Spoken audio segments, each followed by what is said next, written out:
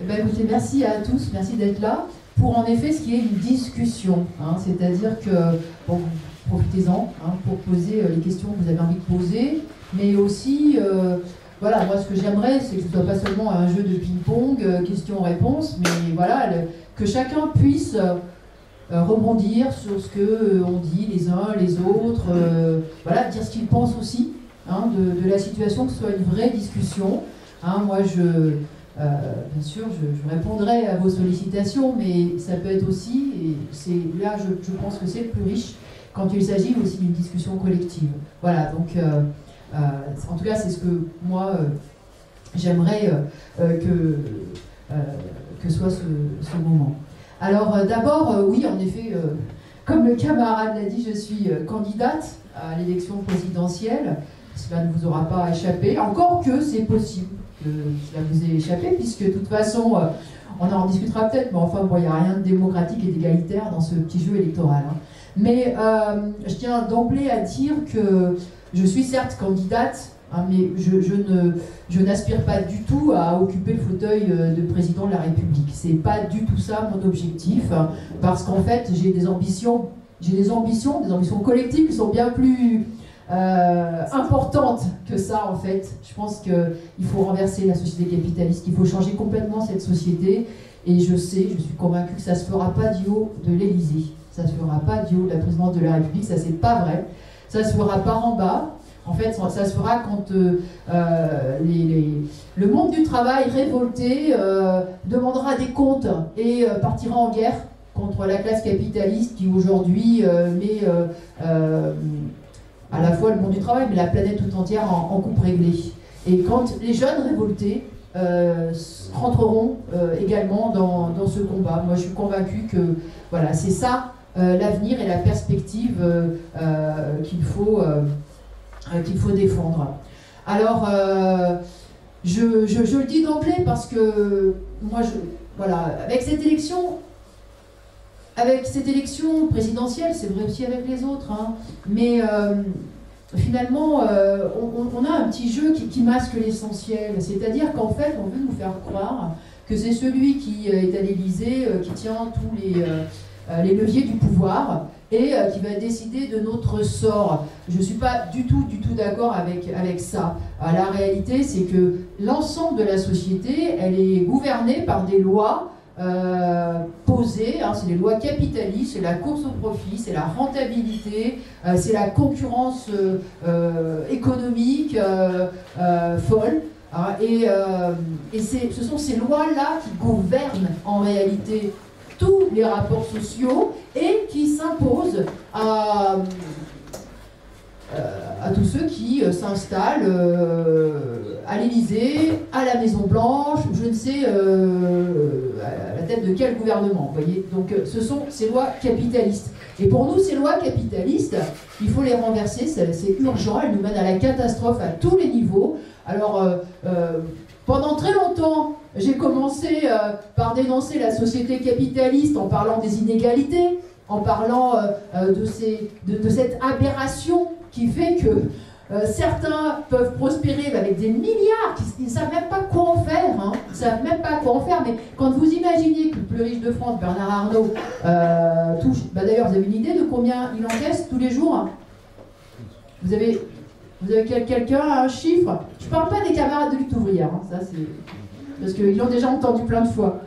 Non? Vous n'avez pas par jour Bernard Arnault, le plus riche de France, ça vous dit rien? Je connais le score, je crois que c'est 500 € par seconde, mais à la journée, je pas... Alors 500 € par seconde, tu es loin de ça, non, tu en es loin. En fait, c'est 3,8 millions par jour, ça fait 2 SMIC à la minute. 2 SMIC par minute, et on compte minutes, voilà, jour et nuit. D'accord? Donc, c'est une aberration. C'est une aberration. Aujourd'hui, il y a effectivement des milliards qui dégoulinent à un pôle et on va faire la morale aux petites gens, leur expliquer que c'est comme ça, on ne peut pas embaucher l'apprenti qui est là depuis un an, on ne peut pas augmenter les salaires, ou on ne peut même pas soulager, améliorer un peu les conditions de travail. Enfin voilà, c'est des inégalités, mais c'est d'une absurdité incroyable. À tel point que vous avez peut-être vu, quand je dis qu'ils ne savent pas quoi faire de leur argent, c'est vraiment qu'ils ne savent pas quoi en faire. Hein.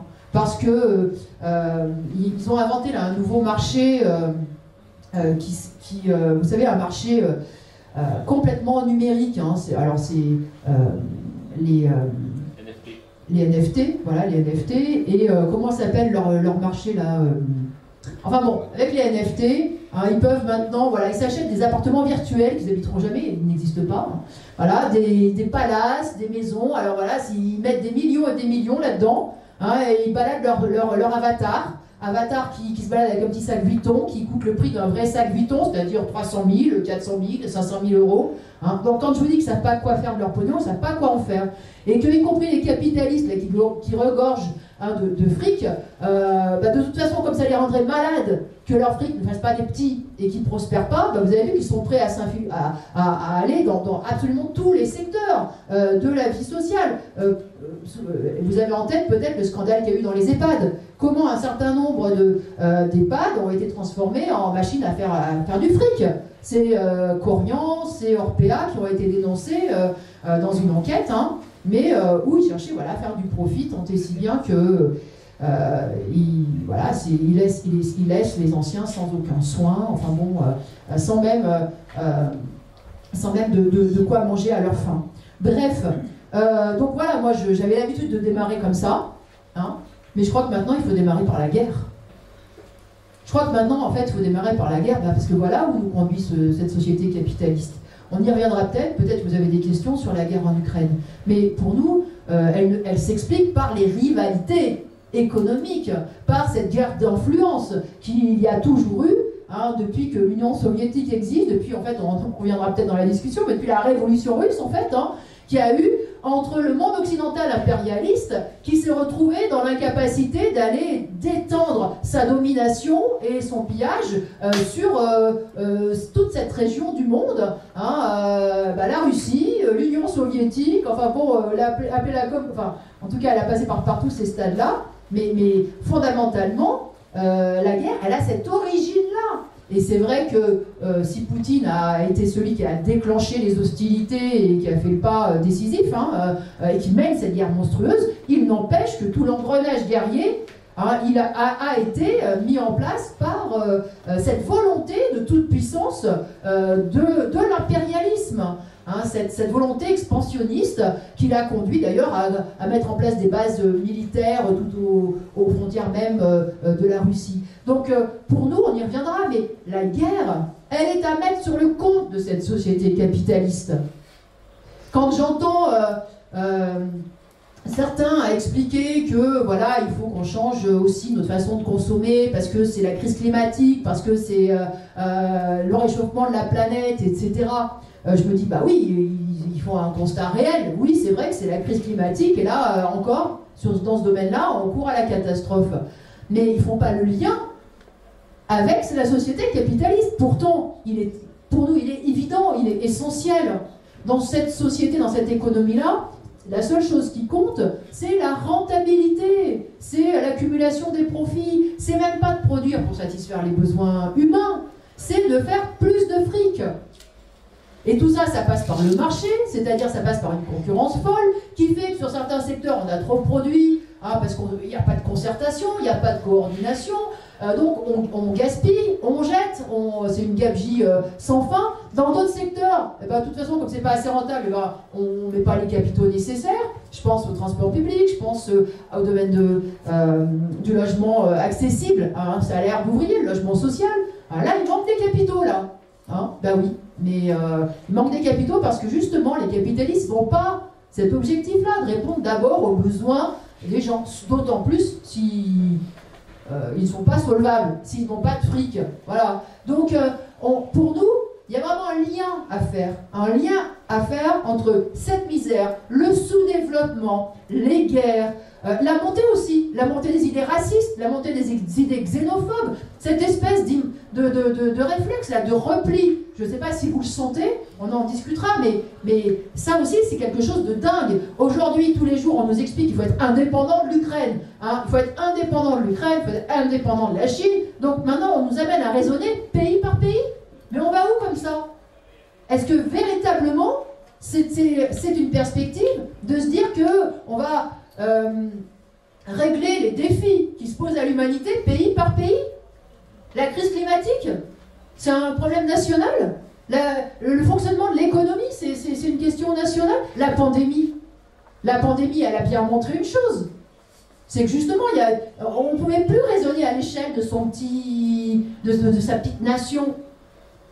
Alors, même pour ça, vous voyez, là, on est dans une impasse totale. Alors voilà, pour aller vite à l'autre idée principale que je voulais mettre en avant, c'est que pour nous, c'est la question du capitalisme. Il faut renverser le capitalisme. Il faut viser la fin de la propriété privée des grandes entreprises. Donc le communisme, c'est précisément l'expropriation des grandes multinationales, des grandes entreprises et leur fonctionnement de façon collective. Le communisme, pour nous, c'est aussi la seule issue, parce que à la place du marché, de l'offre et de la demande et du hasard, donc de ces fluctuations, eh bien c'est la planification.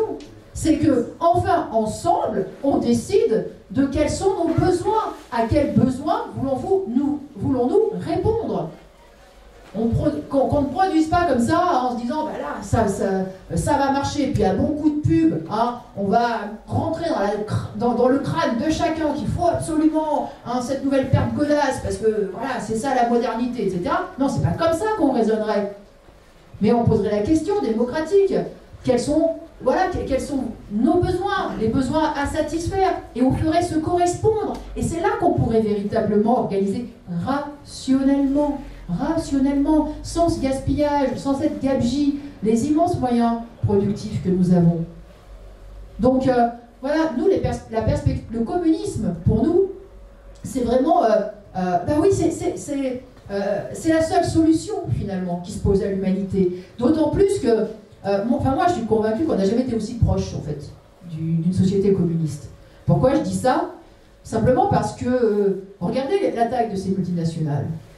En fait, on produit déjà de façon sociale, c'est-à-dire très collective. Ces multinationales, elles sont reliées, elles existent dans des dizaines de pays. Michelin, je crois qu'ils sont dans 70 pays.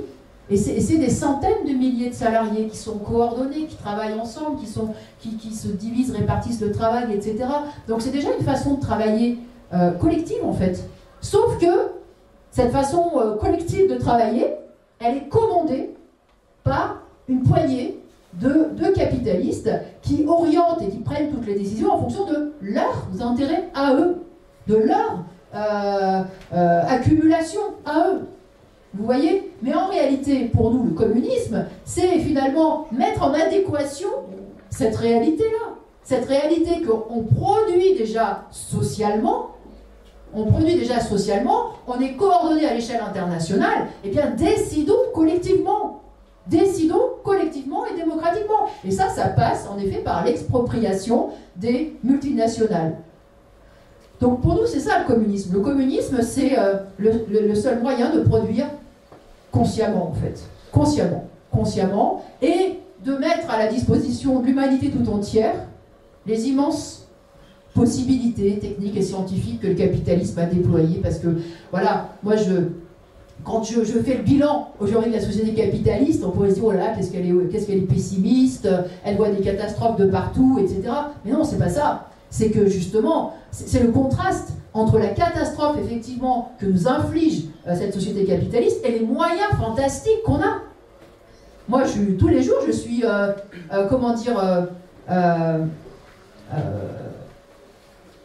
enthousiaste de voir les moyens, les progrès qu'on est capable de faire sur le plan scientifique, sur le plan technique.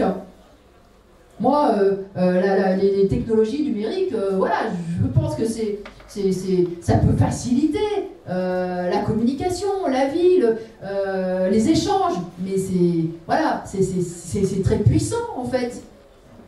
Donc toutes ces possibilités-là, qu'est-ce qu'on en fait? Pourquoi on ne l'utilise pas?